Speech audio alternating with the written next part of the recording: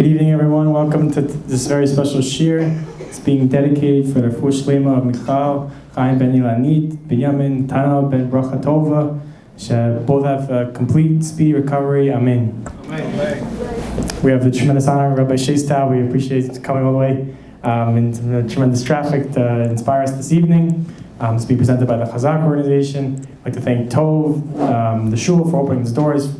It's a tremendous, they have so many tremendous shiurim and minyanim and so much they do for the community. I'd like to thank Pinchas and the shul, of course, and Daily Chesed, which is the one of the organizations, initiatives of the shul. And Rabbi Taub he's speaking here tonight, and we're going to have the great honor to have him back in the community and back inspiring the world.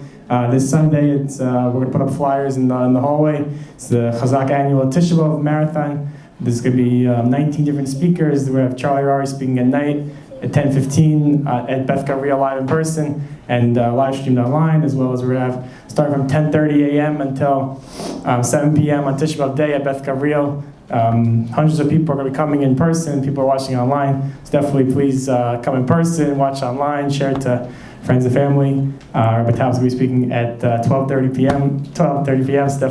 That's definitely a must-watch. Everyone should join in.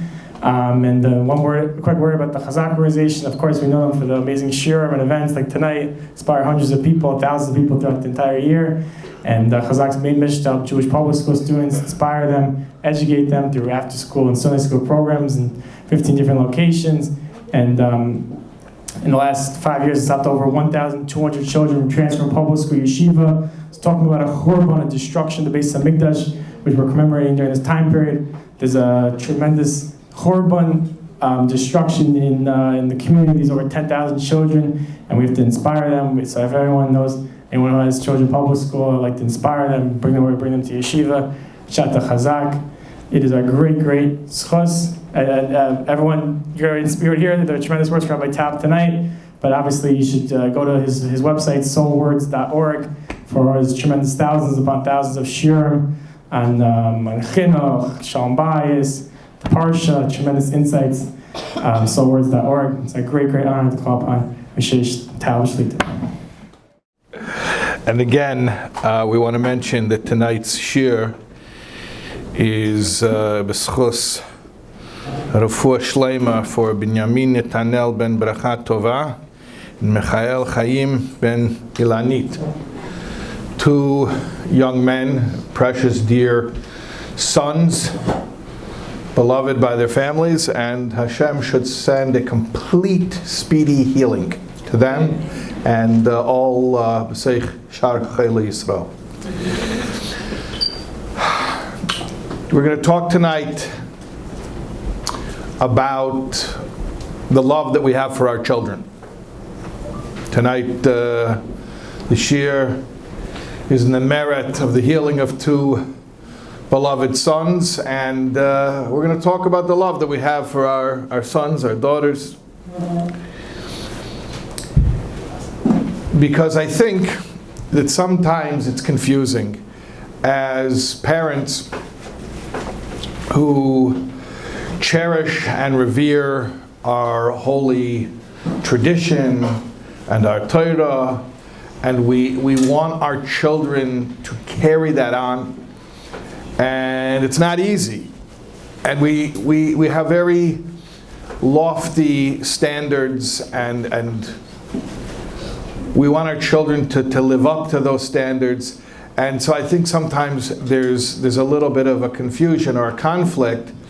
How do we impart true, authentic Yiddishkeit with all of the standards of all of the love of Hashem and the awe of Hashem and mitzvahs behider and the full package, and at the same time it's so demanding, and at the same time how do we have that loving bond with our children, and is it a conflict, and how do we do both? How do we manage it?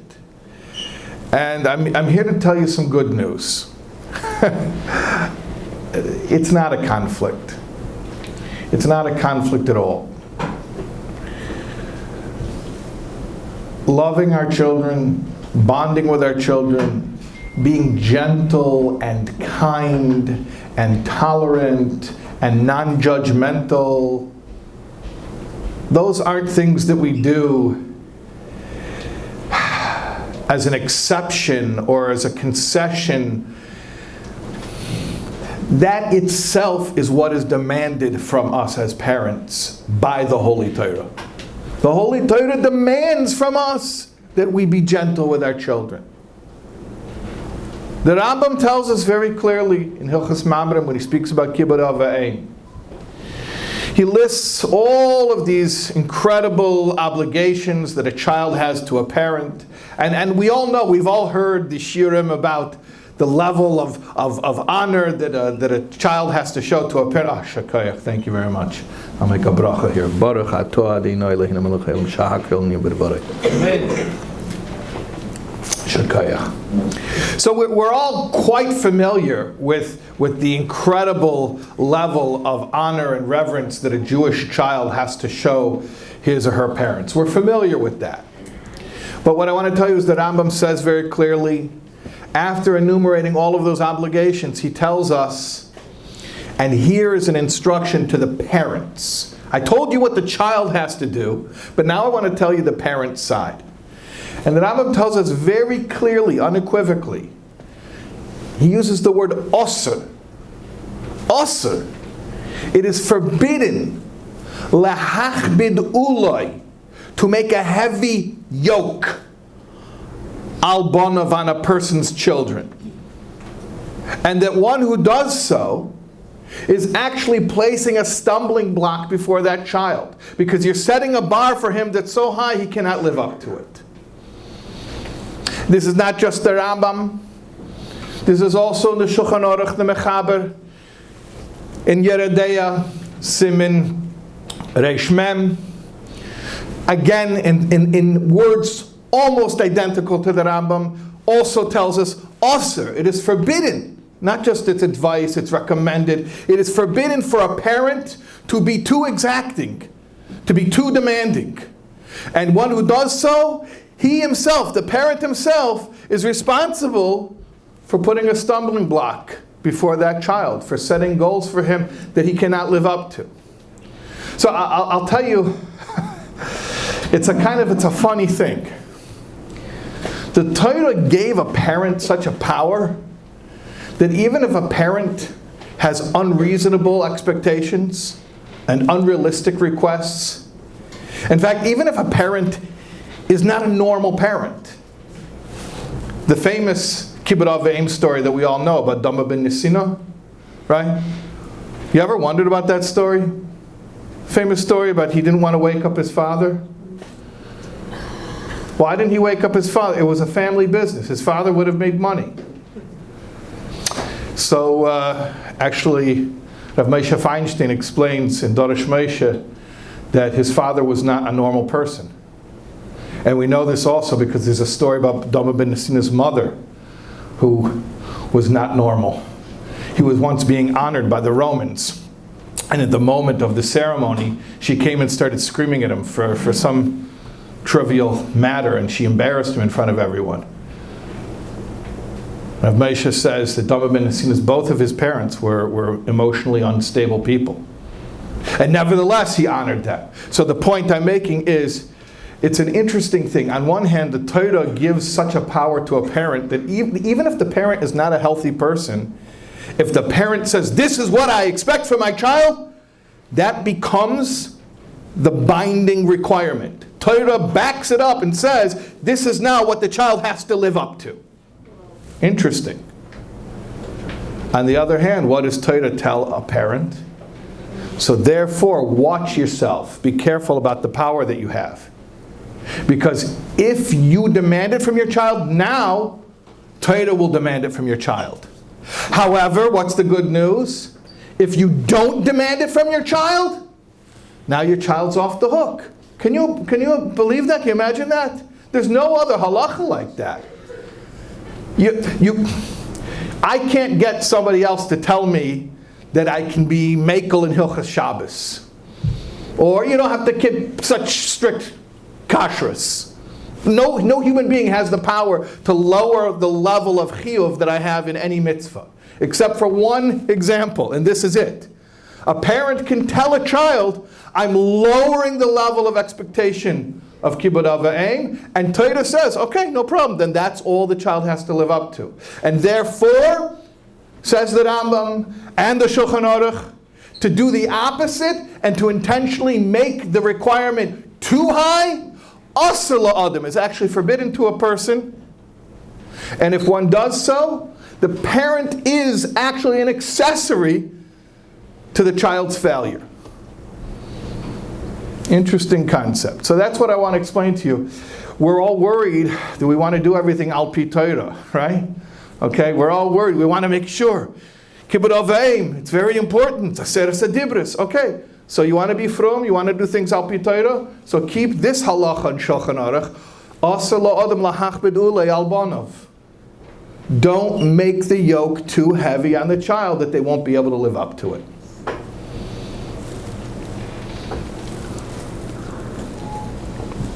It's not an exception to Torah. It's not a concession to the realities of this world where we do less than Torah.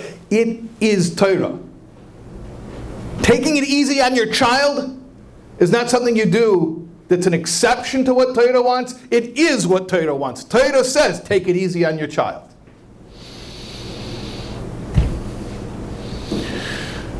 There's an incredible teaching from the Chassidish sefer called Agra de Kala from the Dinever Rebbe, Rabbi Tzvi Elimelech. He asks a question. Hi. How you doing? You listening to what I'm saying here? Yeah. Yeah? What are we talking about? What are we talking about? I don't know. Kibbud av v'aim. Do you honor your parents? You do good kibbud av v'aim? Yeah. Baruch Hashem. Very good. You should have a lot of success in life. All good things. Your parents should continue to have lots of nachas from you. You could stay up here if you want. So the Agra de Kala asks a question. He says, how is it possible that Hashem allows us to do tshuva? Really, technically, it shouldn't work. Because Hashem says, this is what I want you to do. This is the mitzvah. Do this, don't do that. And then you go and you do whatever you want to do. You violate what you were told. Really, I'm sorry, you had your chance and you chose to disobey. In fact, he says, really, even if Hashem wants to let you off the hook, he can't. Because the Gemara tells us, the Gemara in Ksubas, Daf Yud Zayin Omar Aleph, Melech HaMeichel al Kveidei, Ein Kveidei Mochel. That a Melech, the Eibishter, is a Melech. Hashem is a king. Melech Ho'ela. A Melech, a king, who's Meichel, who wants to forgive, to forgo the honor that's due to him, Ein Kveidei Mochel. It doesn't work. Why? Because there's a certain honor that's due to the Melech, and the Melech himself can't even release somebody from it. So the Agra de Kala asks, how is tshuva even possible? Hashem gave you your chance. He told you, do this, don't do that. And then you went and you did something different. I'm sorry. There's nothing I can do for you anymore. My hands are tied. So tshuva really shouldn't be possible. Good question, huh? Like, what's this whole system, a joke? You said don't do it, and then I did it anyway? And they say, oh, but it's okay. You can make it up to me. Like, then the whole thing is a joke. Hashem wasn't serious when he told us what he wants. 248 do's, 365 don'ts. He wasn't serious, it was just suggestions. Or he meant it. Of course he meant it. Oh, so if he meant it, then how is it possible to have a second chance? The Melech told you don't do it and you did it. The Melech told you do it and you didn't do it. I'm sorry, you had your chance. It's over. So listen to what the Agudah de Kala says. He says, Taka, yeah, it's true that Melech HaMeichel al Kvedei Ein Kvedei Machol, that a king who tries to forgo the honor that's due to him, it doesn't work because that's the rules. That's how you got to treat a Melech. But the Agudah de Kala says you have to know something very interesting about the Jewish people. That the Torah tells us about the Jewish people, Banim atem le'Hashem Elokeichem. You are sons and daughters, you are children of the Lord your God. So Hashem is not only a Melech, he's not just a king, Hashem is Avinu Malkeinu. He's our Father who is the king. So who's the king? Your Father. And the Gemara in Kedushin, Dav Lamed Beis Omid Aleph says, Of HaMeichel al Kvedei, Kvedei Machol, that a father who forgoes the honor due to him, it is effective.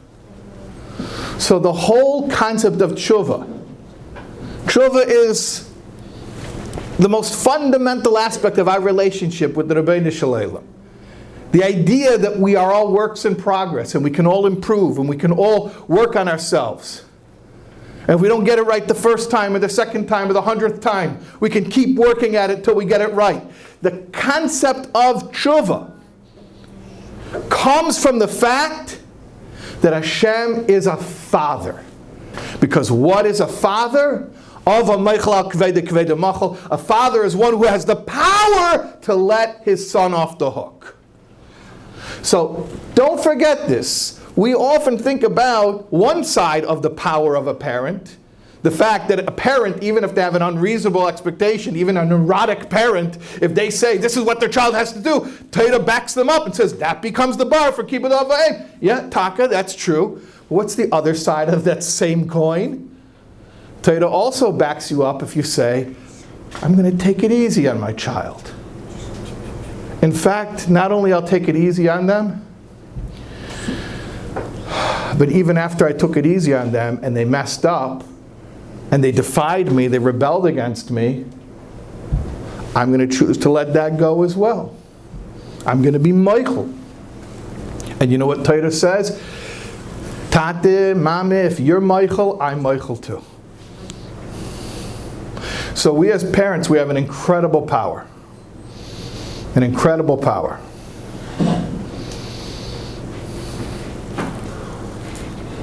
And we shouldn't be afraid of our power. We should realize that our bond with our children and our kindness toward our children doesn't make us weaker, it makes us stronger. It doesn't cause us to lose control of our children. It causes us to gain influence over them. You know the difference between control and influence. Control is forcing somebody to do something they don't want to do. Influence is getting them to want to do it. We have the power to get our children to want to do the right thing. It's easy to force somebody to do something they don't want to do, right? Give them a strong enough punishment, scary enough threat, or you want to be a nice guy, you could use a bribe, you could use instead of the negative, you could use the positive. The point is though, when you walk out of the room and there's no reward and there's no punishment anymore, now they're going to go back to doing what they were always doing. But if you teach somebody to actually appreciate the right thing, to actually have an internal moral compass, to actually appreciate what's right because it's right, not because of any incentive. Now, even when you leave the room and you leave that child on their own, they're going to choose to do the right thing.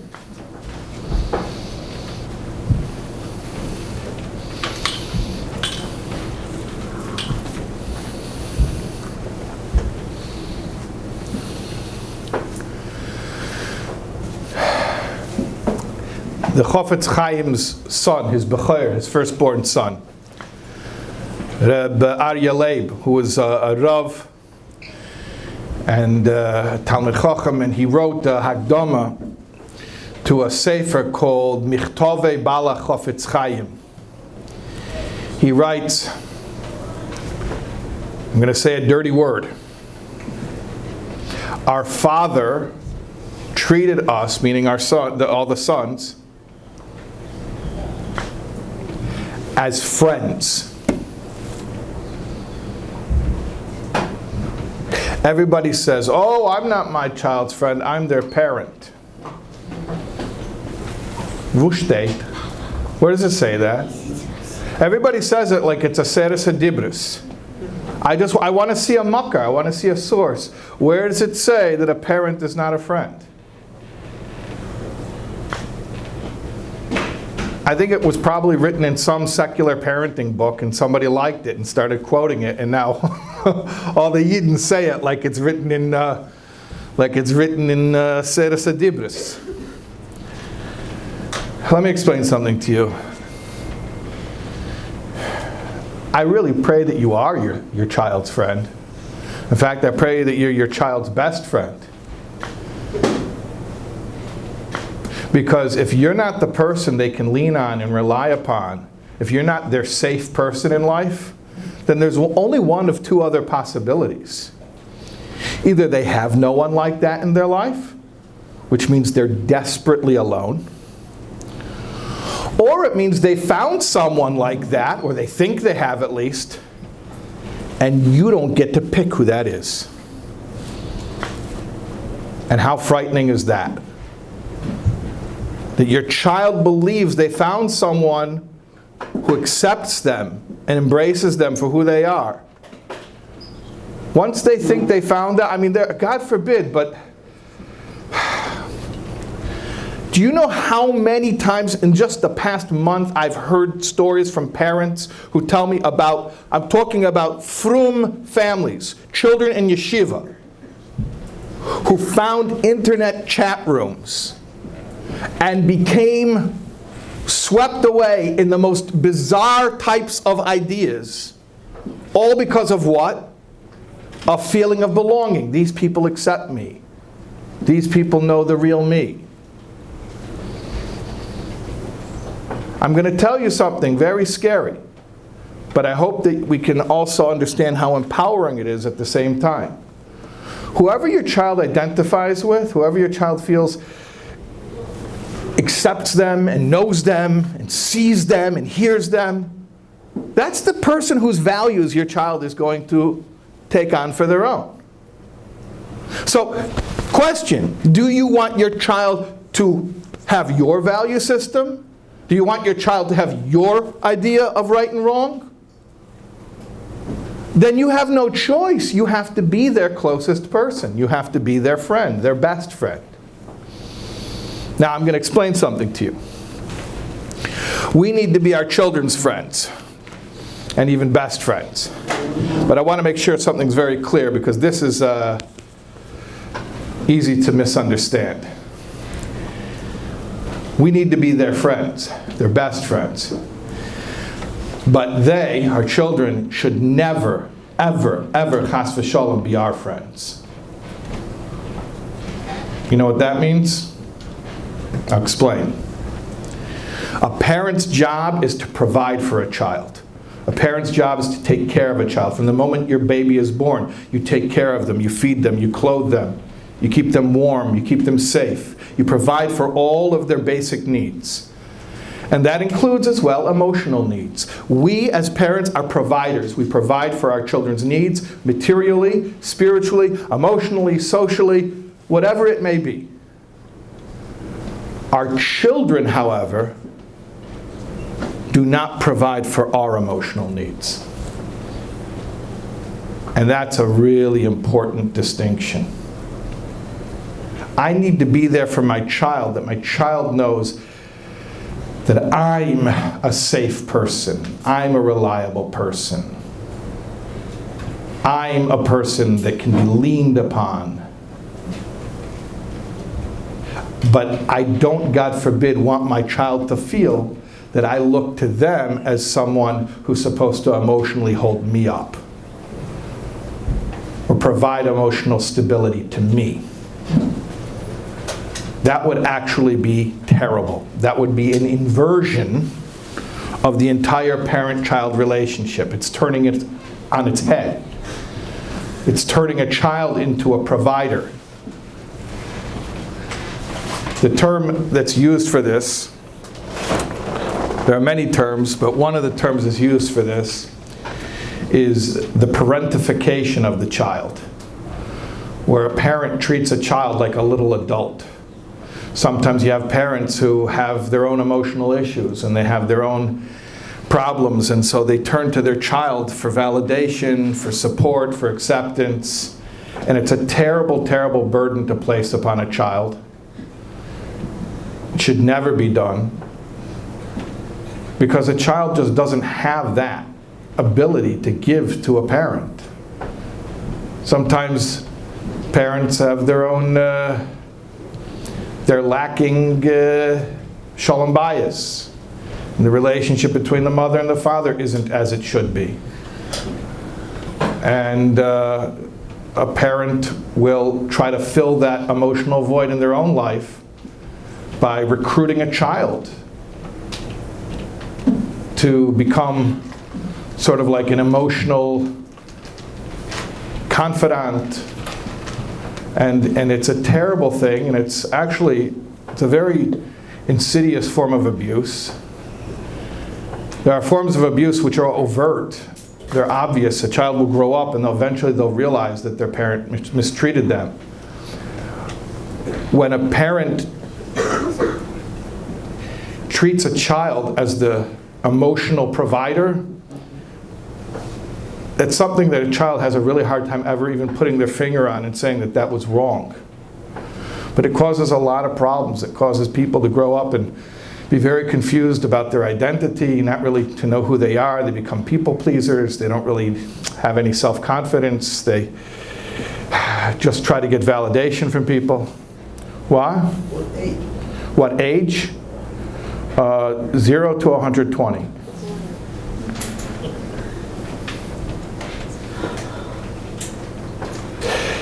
A child's job of kibbud av v'em is to take care of a parent in very tangible ways that are quantified in Shulchan Aruch. You don't sit in your father's chair, you don't interrupt him, you don't contradict him, you bring him his cup of water. All of those things are wonderful. But you're not his therapist. You're not his surrogate spouse. You're not his friend. He's an adult, and he needs to meet his own emotional needs. And if he's a believing, God-fearing Jew, trust me when I say the chief source of his emotional fulfillment will come in his relationship with the Rabbi Shalom. And that's what it means to be a father or a mother. A father or mother means someone who gets their strength from Hashem, and then they turn around and they do nothing but provide for their children. Whether it means materially, emotionally, spiritually, but we provide for our children. We give to them, we don't take. That's what parenting is. Parenting is signing up for a one-way street. Parenting is you're signing up for a relationship where you're going to give everything and you're going to get nothing, and that's what it is. That's what it is. Now, whenever I talk this way, I always get calls the next day from parents saying, "You're giving my children ammunition against me." So I want to clarify something right now. I'm not talking to children, I'm talking to parents. You want my message to children? My message to children is, go look at Hilchas Kibbud av v'em. I mean, that's what it is. That's what it is, what it says in Shulchan Aruch. Now let me speak to parents. Parents, don't be foolish. Don't be foolish. It's not worth it. It's not worth it. If your emotional needs are not being met, go to therapy. I don't know what to tell you, but don't try to take it from your child. It will ruin your relationship with your child. And then what's going to happen? I'm going to tell you what's going to happen. Not only do you deprive your child of the emotional rock that you're supposed to be in their life, but I'll tell you even more. You're depriving them of spiritual health as well. Because how are they supposed to grow up and to know what it means to be a good Jew? How is that supposed to happen? It's supposed to happen when they can look up to you, when they can adore you, and they can see you as their rock in life, and they're the most stable person, and their safest person. They look at you and they say, wow, my mother, my father is a hero. And then they're gravitated toward you. They're attracted, they're magnetized to you, and they want to be like you, and they want to have your values. So that's what it means to be a parent. It means to be selfless, and it means to give everything and expect to get nothing in return. Now, you want to say, well, if I'll have neurotic expectations of my child, Torah will back me up, and that will become the binding chiyuv of kibbud av v'em, you're actually technically right. You can do that. And that's precisely why the Rambam and the Shulchan Aruch tell you, Asr la'adam lahachbid ulei al banav. You're not allowed. Don't do it. Don't do it. Because if you do it, that's going to become the chiyuv. Don't do it. Don't do it. It's not worth it. You want to be frum? Be frum about this halacha. If it's really about Hashem's Torah, then be frum about this halacha. But the unfortunate truth is, very often it's not about Hashem's Torah. It's about the parent's ego, and they're using Torah as their religious excuse. It's called jihad, holy war. Once I have a religious excuse, everything is justified. And then I can crush that child, and Hashem will co-sign and tell me I have every right to do it. Don't do it. Because Hashem is a merciful, loving Father to you and to all of His children. And if you decide to be kind, if you decide to be non-judgmental, if you decide to be loving and accepting, Hashem will co-sign that. Av haMeichel al kvede kvede machul. Hashem does it for us when we do teshuvah, and we, as parents down here, have the power to do it for our children. Kvede machul. It's not a joke. A father once came to the Rav of Yerushalayim, to Rav Shlomo Zalman Auerbach, and he started complaining about his child. He said, he does this, he does that, and I got to whip him into shape. And the Rav heard the way this father's talking. He just wrote on a piece of paper a little note, and he slid it across the desk to the father. The father picked it up. Rav Shlomo Zalman wrote on the paper, Pater melechanchei. You are hereby released from the duty to be mechanech this child. That's it. I'm releasing you. Like, you're going to do less harm if you just do nothing. So you're pater now. Your job's done. Congratulations. The father saw the paper and he keeps going. And he says, no, but my son does this, my son does that. And I got to whip him into shape. Shlomo Zalman takes the paper back, takes the pen, crosses out what he had written before, he writes something else, he slides it across the desk. Father picks it up, he reads it. Asur melechanchei. You are hereby forbidden to educate this child. Gdei Yisrael have always known that chinuch with students and with our children is through love. The G'deilim are always mikarev.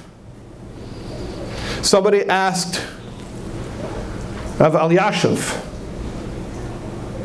about a child who was acting up, who was chutzpahdik. And Rav Elyashiv said, treat him with love. And the father said, well, yeah, but, just like there's Yamin Mikarevis, there's Smoldeicha, right? Chazal tell us that with a child, you have to bring them close with the right hand. That means the dominant hand. The main relationship is love. But then there's Smoldeicha with the left hand, the weaker hand. Rather, albeit the weaker hand, but you got to push them away a little bit. You have to be a little bit tough. He says it to Rav Elyashiv like he wasn't familiar with that Gemara. Rav Elyashiv knew the whole Shais Baal Peh. It was Baki Baal Peh. Bavli, Yishalmi. So like the first time he heard the Gemara. So Rav Elyashiv told his father, Smoldeicha is Pam B'Shivim Shoneh. You know what that is? Once in 70 years. But it's a reference. There's a Gemara that discusses capital punishment. Arba Mrs. Bezdin. That the Sanhedrin has the ability, the right, and also the obligation in certain cases to give capital punishment, to execute people. It's in Torah, it's a mitzvah. So over there the Gemara asks, well, like, how often should this be happening? I know that Bezdin has the ability to do it, but like, how often should it really happen? So the Gemara says, if it happens once in 70 years, it's a bloody Bezdin. They're off the rails. They've completely gone off of their mission. They're tyrants. They're terrorists. So Rav Elyashiv used this exact same lashon, telling the father, yeah, it's a concept, Smoldeicha, of course, just like Arba Mrs. Bezdin, just like capital punishment is a concept. Yeah, it's in Torah. It is a real thing. It did happen, but Pam B'Shivim Shoneh. So I guess, depending on how long your child is considered a child, so you have like one time in 70 years where you can be a little bit tough on them. Usually by the time they're 70, they're out of the house and they have their own family. I think that's what Rav Elyashiv had in mind, by the way, when he said that as well.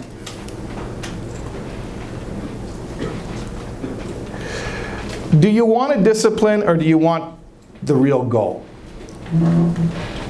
The discipline is so that our children should be happy and healthy and love Hashem and love His Torah and have Yiras Shamayim and do mitzvahs behider. That's the goal, right? So what if I were to tell you that something else would accomplish that goal? Would you insist? No, but when do I get to do Smoldeicha? When do I get to do the discipline? When do I get to be tough? What if I told you you could have what you think the Smoldeicha accomplishes, but with all Yamin Mikarevis, would that be a problem to you? What I'm telling you is we live in a different day and age where you're going to say, well, you know, my parents weren't nice to me. I came out okay. My parents were even more not nice to them. You know, I think they came out okay.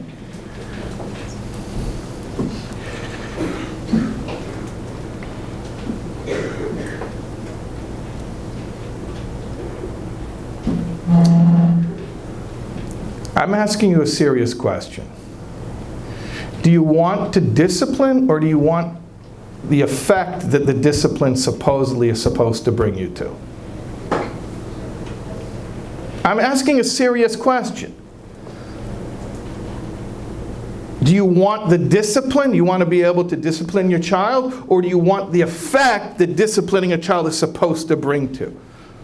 The effect is, again, I'll say it, they grow up to be healthy and happy spiritually and like psychologically and socially and materially, and they have confidence and they go out in the world and they can do their shlichus in the world, and they have Avas Yisrael and Avas Torah, and they love to be good to others, and they love to do the right thing, and they do the right thing, and they learn and they daven and I'm describing the goal, right? Do we all agree this is the goal? Okay, so what if I would tell you, you can have that.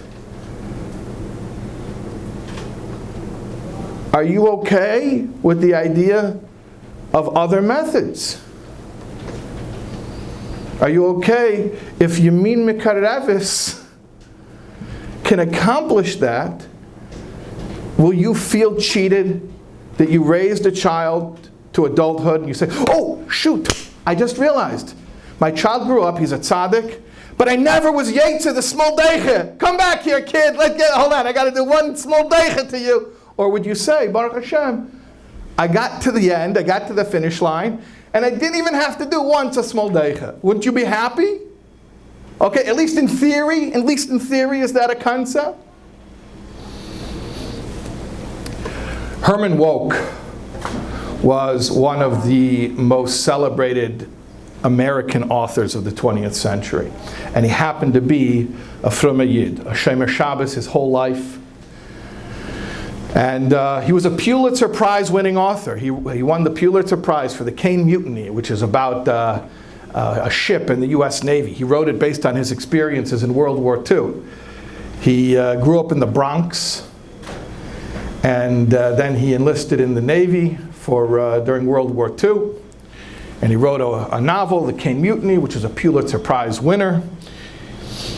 And he lived, I think, to be over 100 years old. Herman Wouk, Chaim Zelig Wouk. And you ask people who know American literature, who know modern American literature, everyone knows Herman Wouk. And he was a Frumme Yid, a Shomer Shabbos his whole life. He raised Frum in the Bronx in the early 1900s. And I'll tell you also, Frum people in the Bronx in that era were very rare. It's not like today. You know, today, Baruch Hashem, Yiddishkeit has grown so much in America. And we have yeshivas and chdorim and so many shuls. Every block they're building another shul. But in that era, most people were immigrants. And when they came to America, Yiddishkeit really fell to the wayside. A lot of people came to America for that purpose. They thought that that was freedom. And unfortunately, they let their spiritual principles fall away. And so the very few families who are still frum, and Herman Wouk was from one of those families. At any rate, on the Lubavitcher Rebbe's 70th birthday, Herman Wouk actually came. The Rebbe made a Farbrengen in 770. And Herman Wouk actually came to deliver to the Rebbe a letter from President Nixon. Nixon was the president at that time, in 1972. And a special happy birthday letter. Actually interesting, the State of Israel sent their letter with Yitzhak Rabin, who was, I believe, the ambassador to the United Nations at that time. So he brought the Israeli letter. Happy birthday letter to the Rebbe. Herman Wouk brought the American government's letter. And Herman Wouk then had Yechidus, he had a one-on-one audience with the Rebbe. And they were kind of arguing about the approach. This is 1972, okay? We're talking about before all of the growth, all of the amazing explosion of Yiddishkeit in America. It was very different. It was very different then, especially you're talking about in the first couple decades after the Holocaust, people's spirits were very broken, and there was a very bleak outlook on Yiddishkeit in America. And people came to America, like I said, they came here for freedom, and they had a certain attitude of, you don't tell me what to do, and they wanted to do their own thing, live my own life. I don't need the old-fashioned ways, I don't want to be limited. So it was very, very tough, to sell Torah mitzvahs in America. So Herman Wouk was in Yechidus with the Lubavitcher Rebbe. And the Lubavitcher Rebbe is telling Herman Wouk about all of his hasagas, about all of his ideas, about what he wants to accomplish in America, the growth of Yiddishkeit in America. And at one point Herman Wouk says to the Rebbe, says, with all due respect, Lubavitcher Rebbe, the Rebbe is from Nikolaev. The Rebbe is from Ukraine. I grew up here. I'm from the Bronx. I know the American Jews. I'm one of them. Okay? And I grew up from here in America. So I understand the challenges of Yiddishkeit in America. And I just got to tell you that you got to understand the American mentality. Okay? You got to be realistic about what Americans can accomplish. And so the Rebbe told Herman Wouk, very interesting. It's very interesting because the Rebbe, being not American, being an immigrant to the United States, is telling a native-born American Jew, the Rebbe says to Herman Wouk, stop it, stop speaking that way about American Jews. I love American Jews. American Jews are great. So Herman Wouk says, yeah, but you don't understand. Rebbe, do you think that you can tell American Jews to do anything? That was exactly how he asked it. Do you think you can tell American Jews to do anything? So the Rebbe smiles and he tells Herman Wouk, no. I don't believe that you can tell them to do anything. I believe you can teach them to do everything. So you can't tell them to do anything, but you can teach them to do everything.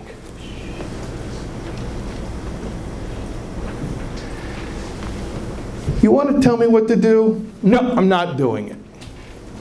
You want to reject me? Well, then I'll find people who I think accept me. Doesn't work. The heavy-handed approach doesn't work. But you know what does work? Lift me up, inspire me, tell me I'm good. See me as a neshama. How about that? The Baal Tanya says, Perek Lamed Beis of Tanya, that the way to fulfill V'yahavta l'reacha kamecha, to have true Avos Yisrael, is you have to see someone's neshama. Because if you see their body, if you see the katzenius, the outside, so then you might judge them not so favorably. But if you look more closely, you see that this person, deep inside, they have a chelik elikam imal, and like the Alter Rebbe says, mamash, a literal piece of God within them. This person's a neshama. Or like the Gemara says, afa pishechoto, Yisrael, even though he did a sin, he remains a Yisrael, and not just Yankov, Yisrael, the higher level name, like the Arizal explains, whose yahrzeit was the other day. But if you see someone's neshama, then you're going to love them. Because you're going to realize how precious they are. Because who could dislike a neshama? Could you dislike a neshama?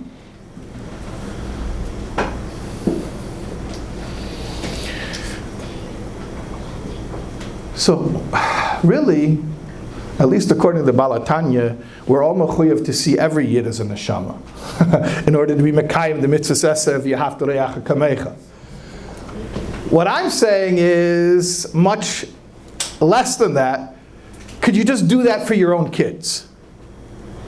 Could you see your own kids as neshamas? Can you look at your child and say, this is an eternal, godly being, an infinite, otherworldly entity called a neshama that has visited this earthly plane. Like we say, we're not human beings having a spiritual experience, we are spiritual beings having a human experience, right? This neshama is coming down here to the world for its embodiment experience. And I, the father or the mother, have a responsibility, a holy obligation to be the tour guide, the welcoming committee for this precious soul, this eternal being that existed from before the creation of the world. Now it's visiting this world, and I'm here to say, welcome, Neshama. I'm going to help you. I'm going to try to give you everything you need to do your shlichus in the world. I'm going to take care of you. I'm going to love you. And if I ever forget how precious you are, I'm going to stop. I'm going to look deep within you. I'm going to see your neshama. I'm going to say, you're wonderful. You're precious. You're perfect.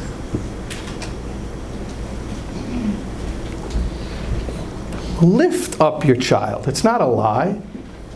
Tell them who they are. Who is your child? A chelik elikam imal mamish, a neshama. Your child is perfect. Now, I'm not saying everything they do is perfect. I'm no fool. I know some things they do are not so good. And we'll work on that. That's chinuch. Chinuch is teaching children how to do the right thing more consistently. Of course, they have to learn how to do the right thing. I'm not talking about what they do. I'm talking about who they are. their identity, their true essence. Who is your child? Your child is godly. Your child is higher than an angel. A neshama is greater than a malach. Remember that. Remember we said before, the Agra de Kala mentions, Bonim atem l'Hashem Elokeichem.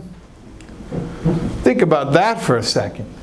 If you really believe Bonim atem l'Hashem Elokeichem, that the Jewish people are Hashem's children, what does that mean for any Jewish parent raising Jewish children? Whose children are you raising?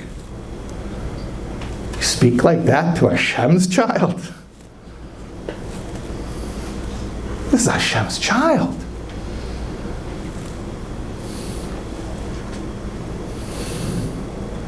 Tell your child how great they are.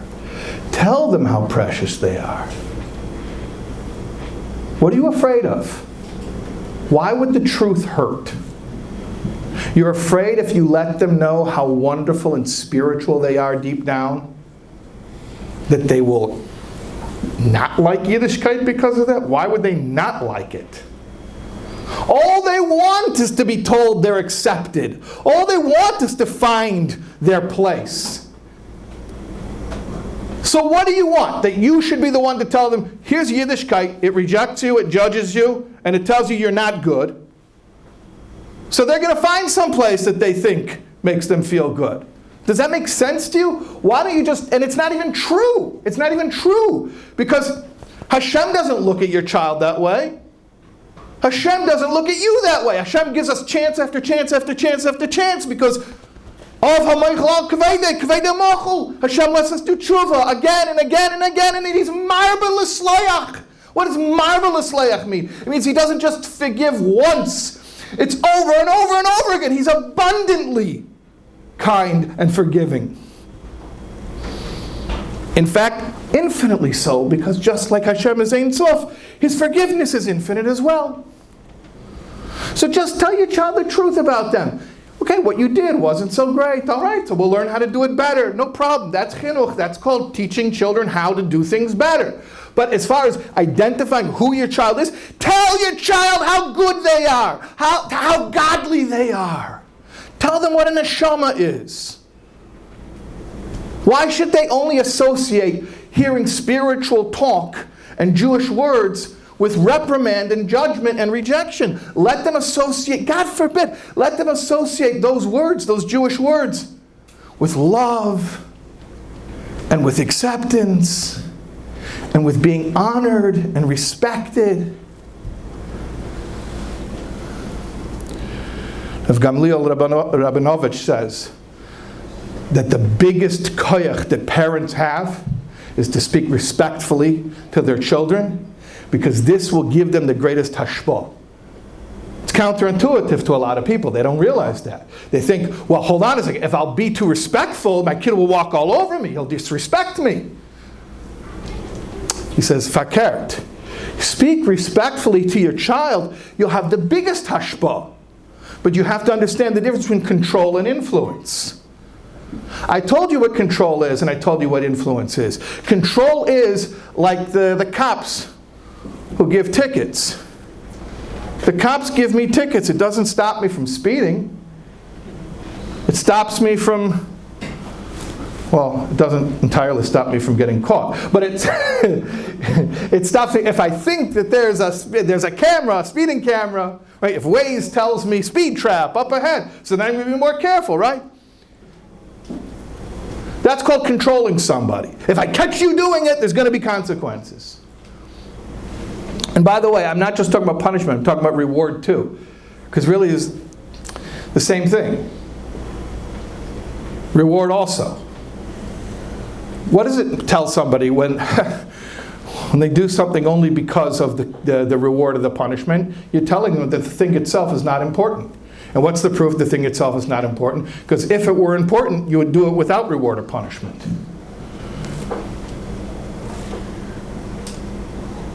That's what it means, schar mitzvah, Mitzvah. The mitzvah itself has intrinsic value. Chinuch is teaching a child that a mitzvah is precious. Not the candy they get for doing it, or that the patch that they chas v'shalom get by not doing it. The mitzvah itself is precious. And you say, oh, they're kids, they can't understand that. Why not? They have neshamas. Speak neshama language. Speak to their soul. Unless you don't believe in that stuff, in which case, why do you care whether or not they're frum?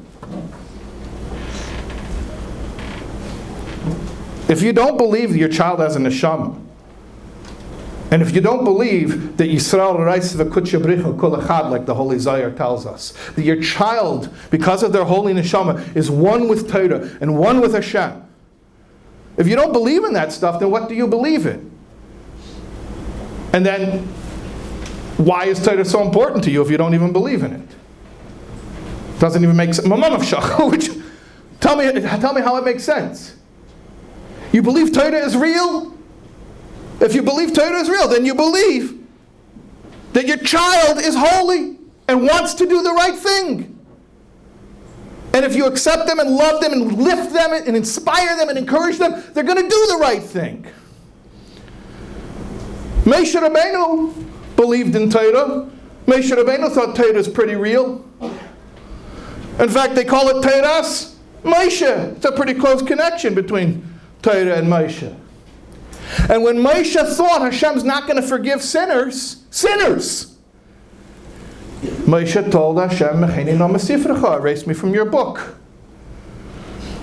Because he said, I don't want to be part of a religion that could write off any Jew. And Hashem says, good news, Moshe, you're right. That's not what my book is about.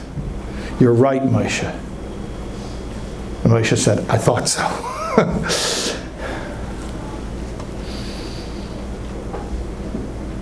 Avas HaTorah, Avas Yisrael, Avas Hashem are all one thing.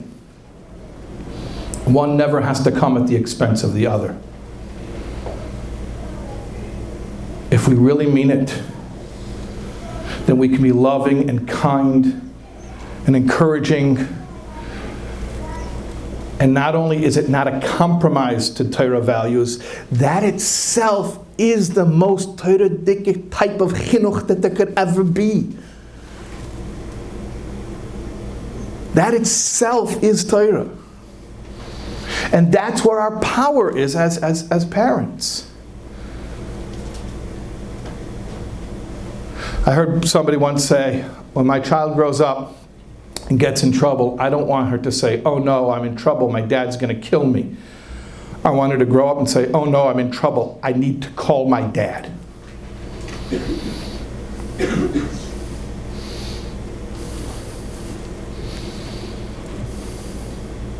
It's a big world today. There are a lot of options, for better, for worse. A lot of confusion. A lot of directions for young people to go, even old people. You think someone's safe just because they made it to 20 years old? I can tell you that's not the case. We see people who are wandering and they're floundering and they're confused and drifting, and they're 30, they're 40, they're 50, they're married, they have children, they have grandchildren. No, nobody's safe today. We need an anchor. We need an anchor to keep us grounded. That anchor that keeps us grounded is the loving bond that a child has to a parent. When a child feels a bond to a parent, that child feels safe and secure, and that child's not going anywhere.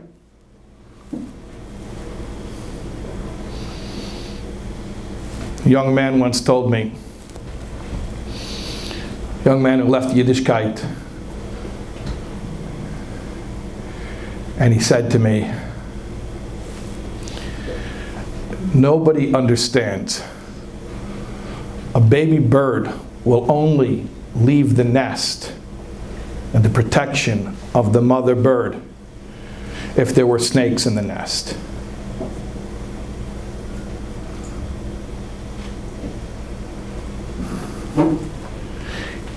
You think it's because somebody read they read an article online and all of a sudden they started questioning Torah? Come on, you think that's how weak Torah is? All the smart people tried to poke holes in Torah for thousands of years. We have the smartest people for thousands of years answering every question. There's no intellectual question that a person had that made them leave. The questions aren't questions, the questions are answers. They're rationalizations after the fact. So I decided, I had tzveikus, that's why. That's not why people leave. That's not why people drift. And let's talk about the people who don't even leave, but they're dead inside. They're going through the motions. They don't feel anything. So they stay, and you see them. They're in shul with you on Shabbos, but mentally and emotionally totally checked out. Why does that happen? Well, I can tell you thousands of things that could cause it to happen.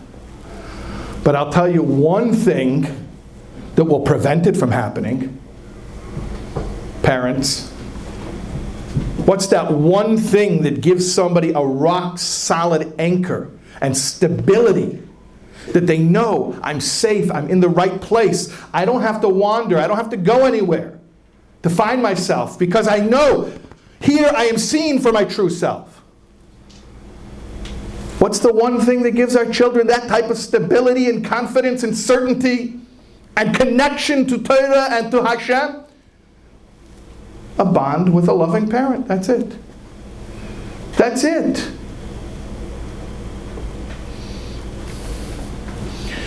So I know it's hard. You know, we work very hard and we have a lot of responsibilities. And what do they say about parenting? The days are long and the years are short. One day you wake up and the little kid is grown up. Boom, how did that happen so fast, right? The days are long and the years are short. You got to cherish now. I can't tell you how many parents I've spoken to who told me, we have a child, our child lives in the same house with us, they live under the same roof, we don't talk, we don't have a bond, there's no relationship. And they're brokenhearted about it. They understand that it's a tragedy. And every one of these parents, if you ask them, was there a time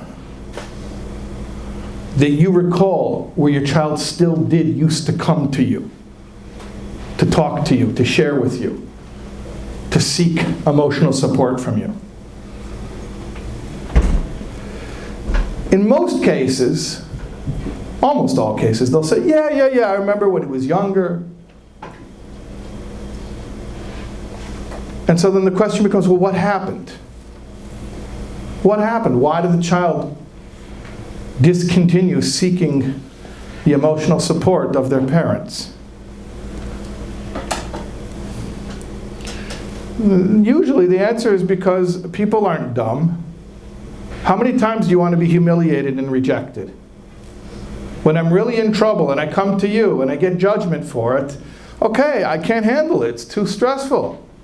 Next time I'm in trouble, I'll tell my friends, or I'll make new friends. And then you start making lower and lower standards, and then lower and lower friends, lower standards, lower friends.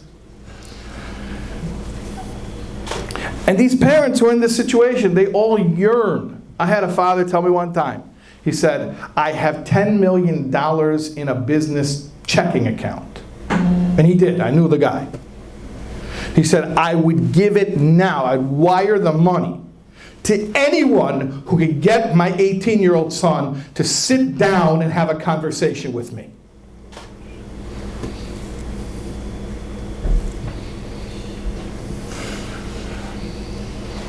And I think every parent understands and relates to that feeling. Because what wouldn't we do for our children? What price wouldn't we pay that they should feel connected to us?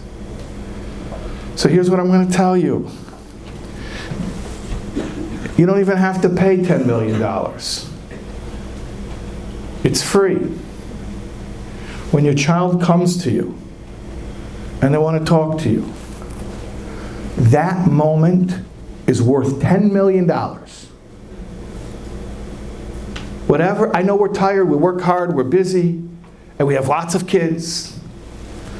But Hashem gives koyach. You know, the Gemara tells us that there are 3 partners in a person. HaKadosh Baruch Hu va'aviv v'imai. Which means that when we have a child, we're partners with the Infinite One. That means we have the company credit card. What does it mean, a partner? You're a partner in a business with Hashem. Hashem's got infinite kayach. So now we've got the company credit card. And he says, go take out these clients and wine and dine them. Hey, if it were my personal credit card, we're going to go out for pizza for $20. But it's the company credit card. Oh, we're going to get the expensive bottles of wine, and we're going to get the dessert, and you can get 3 appetizers. Don't worry, you don't even have to, you can just nibble it. That's fine, no problem. Company credit card, right? Hashem is our partner. Hashem partnered with us in our children. And that means we have infinite koyach, infinite wisdom, infinite patience, infinite love. We have infinite love. When you have a child, your first baby, you look at your baby, you say, oh, they're perfect, I love my baby. With my whole heart. And then what happens a few years later? Maybe even sooner. You have another baby. And now mathematically, what should happen? You now love this child with 50% of your heart and this child with the other 50%. Mathematically, that would have to happen. If you had a cake, and you had one child, and you wanted to give as much cake as possible to the one child, 100% of the cake goes to that child. Great. But then let's say you have 2 children, you still have 1 cake. How much of the cake can you give to each child? 50%. That's math. And if you have 10 children, how much cake can you give maximum? If you have 10 children, 10%, that's it. That's how math works. So how is it shayach that a parent would have 10 children and love each and every one of them with all of their heart? But the Eibishter gives koyches that are Ein Sof, that are infinite, that are beyond anything human. This is beyond anything human. So when a child comes to you, and they always pick the worst times, at 11 p.m. they come to you, you're tired, and they start talking about boring stuff, about, well, in my class today, then there was 3 girls, they voted the end of the year trip should be to a great adventure, and then 4 girls voted that we should go on a raft ride. You're like, this is so boring, I don't care about this. Was that suspiciously specific, as they say? Okay, been a parent for a while. Here's what I want to tell you. That boring little conversation, there are parents who would pay millions of dollars to be able to have that conversation again with their child. I'm not talking le'aleinu, parents who lost children. I'm talking about parents who have children living in their home with them, who don't feel bonded, don't feel connected, don't trust them. They don't want to tell them about their day. They don't want to tell them about their day, let alone their deepest struggles. For that, they confide in other people or strangers on the internet. And then they're getting those values. Rachmana litzlan. We have such power as parents. We have such power. Amazing power. We have to be wise about how we use it. Look, you want to use your parental power to stand up and say, my way or the highway? Torah will back you up. Or you want to follow what it says. In Shulchan Aruch, don't do that. Don't put a heavy yoke on them. Don't burden them. Love them. Validate them. Torah will back you up for that too. Av machal al kavede, kavede machal.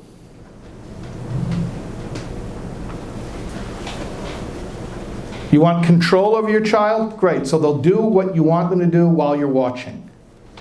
And they'll do whatever the heck they dream of when you're not. That's control.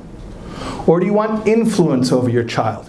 Influence means you get to be Rabbi Muvhak, their main teacher, who teaches them what life's about, why life's worth living, who teaches them what's truly precious and valuable, who teaches them how to make good decisions, how to choose the right thing, what Hashem wants instead of what the world wants.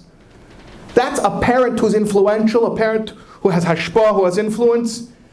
They give their child the ability to confidently venture into the world and to have morals. Do our children have the strength to go out into the world with their own strong sense of morals? A friend of mine was bemoaning to me, a mechanech, and he was bemoaning about his school and maybe about the whole system to a certain extent. He said, I look at what we do, what we produce, what our product is, and we know how to raise really great kids, but we don't know how to raise good adults.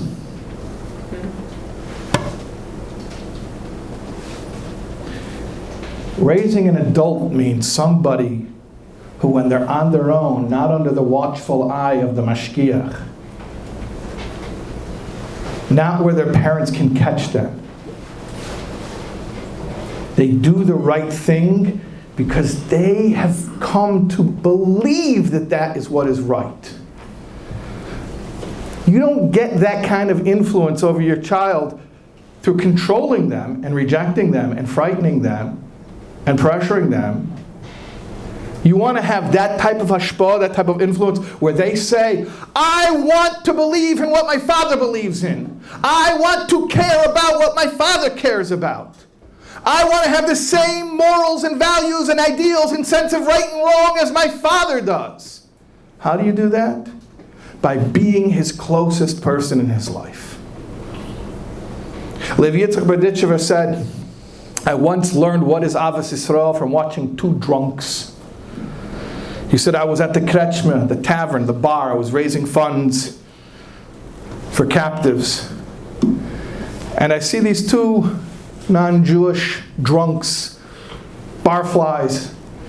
And some people drunk and they fight, they get pugnacious. Other people, they drink and they get all lovey-dovey. So that's what happened. These two Ivans, they were drunk. And one had his arm around the other. And he's saying, oh, I love you, man. In Russian, however he said it. I love you, man. And the other one says, no, you don't love me.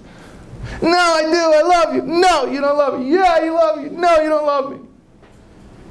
Now, Levi Yitzchak Berditchever was watching this whole scene unfold. He says, this is interesting. And the Baal Shem Tov taught everything you see is b'hashgacha pratis, is divinely orchestrated to teach you a lesson in how to serve Hashem. So he said, I better watch this. I noticed it. I better watch it until the lesson comes. And he hears the drunk say to his friend, if you loved me, then you would know what hurts me. Rav Levi Yitzchak Berditchever says, at that moment it occurred to me, what's Avos Yisrael? What's v'yahavtu re'acha kamecha? What does it mean, I love you? The Arizal, whose yahrzeit was just 2 days ago, he says, before you can daven, you have to profess that you love a Jew. Nochan leimer kedem atfila. It is proper, according to the Arizal, before you daven, before you go to Hashem, leimer, you should say, Hareini mekabel ola, I accept upon myself mitzvah shel v'yahavtu re'acha kamecha, that I love a Jew like myself. Okay, no. You want the Eibishter to hear your prayers? Okay? Then you have to come with all of us. We have to come together. Don't come as an individual, even if you think you're the tzaddik and they're not. No. How do we come to Hashem with our prayers? All of us. The whole gang is here. We're not leaving anyone behind. Okay, fine. I got it. How do I do it?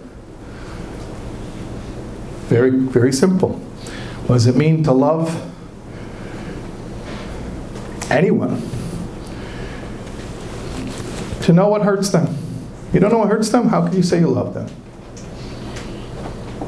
Now, That's really, the Beditchever said we have to do that for every single Jew. I'm telling you, much easier, just do that for your child. You're up at night, 3 in the morning, worrying about something, right? Okay, we all do that. Do you know what your child worries about at 3 in the morning? What's your child nervous about? Does your child have a test coming up in school that she's nervous about? Is your child struggling with finding acceptance in his social group at school? Is he nervous that he's not good at basketball, and that at recess everyone's playing basketball? They used to play kickball. He was good at kickball. I don't know what it is. Do you know? And that's kleine Kinder. They say kleine Kinder, kleine Tzoros. Große Kinder, große Tzoros. What about your big kids? The ones who are looking for shidduchim. Or even the married ones who are figuring out what does it mean to have a Jewish marriage, and they're trying to figure out, learn the ropes of shalom bayis. Kids never grow. I told you, 0 to 120. Even when the kids are big, they need our emotional support. And they need to know that we're their safe person, their go-to person. Do you know what pains your child? Well, here's what I'm telling you. I don't want you to go home now and wake your kids up and say, Rabbi Taub says I should find out what pains you. No, that would be very, in Yiddish that's called a nudnik. Don't be a nudnik. What I mean is, when your child does turn to you, be their person. Be their person. And maybe at first they're just going to tell you about boring stuff. What happened in school, their walk home, their walk to the bus, boring stuff. But that's how you feel, that's how you sense if someone's safe. So first, let them tell you the boring stuff. If you show you're safe, showing you're safe, by the women all know this rule, by the way. How does a husband show that he's actually paying attention? Right? Eye contact, don't get up, don't walk away, don't answer the phone, right? Because the husbands all say, I don't know, my wife says we never spend time together. I sat with her for an hour last night while scrolling the phone, but we were sitting next to each other at the same table. I don't know what she's complaining, right? Be attentive, be present, be there for your child. And after they get used to you being a safe person about their boring, mundane stuff, they're going to start trusting you about their deepest concerns and dreams and hopes, fears. And I want to tell you something. Once your child knows that they can come to you to talk about the deepest issues in their life, that's when you really have them. A child who will come to a father or a mother to discuss what's really going on in their life, you are their mechanech at that moment, because all they care about is whatever you tell them is right. A child who knows that their mother or father is the safest person to come to for guidance and acceptance and encouragement, that parent has power to guide that child on the right path and to encourage them and to lift them and to set goals for them. You want to be mechanech your child, you want to give to your child this holy, beautiful, godly tradition, then do it right, do it smart. Use your parental power. Bonding is your parenting superpower. There's nothing that a bonded parent cannot accomplish with a child.